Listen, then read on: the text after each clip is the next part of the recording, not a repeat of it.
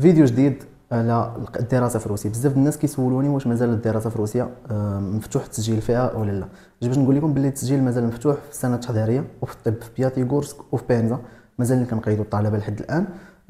هذا الفيديو غادي يكون خفيف ظريف كما تنقولوا، حيت شرحت لكم كلشي.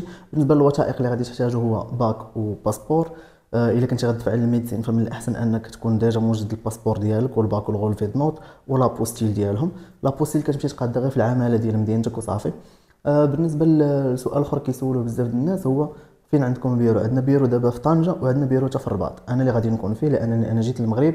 فالا كنتو باغيين تقيدوا باش تقراو في روسيا وعندكم شي اسئله اللي هما بغيتو تعرفوا الاجوبه ديالهم، تقدروا تجيو عندنا للبيرو هنا في الرباط. تلقاوني انا النيت كاين فيه. غنخلي لكم الرقم باش ديال الاتصال الهاتفي، يعني ما تصيفطوش فيه ميساج واتساب لان هذا الرقم ما فيش واتساب. وغنخلي لكم اللي موراه هذا هو الرقم ديال الواتساب. فاذا كنتم مهتمين بالدراسه في روسيا او بغيتوا تجيو عندنا للبيرو نتوما والديكم ولا الوالدين بغاو يجيو يسولوا على ولادهم كيفاش يقيدوهم، فمرحبا على الراس والعين. البيرو عندنا في اكدال حدا المحطه ديال الترام ديال شارع فرنسا. ف ها هي الرقم ديال البيرو. صونيو لينا، غير ما تصونيوش من مور 12 الليل حيت بزاف ديال الناس ما عرفتش علاش كيصونوا عليا مع الوحده مع الجوج. كنت في روسيا كان كيطرى لي هذا المشكل، كنقول واقيلا الفرق ديال الوقت. مي حتى هنا كيطرى نفس الحاجه، كيصونيو عليا مع الوحده الليل جوج الليل ما عرفتش علاش. مي انا نخلي لكم الرقم هنايا، اتصلوا بينا وعلمونا قبل بلي راكم جايين باش ندير انا بحسابكم ان شاء الله.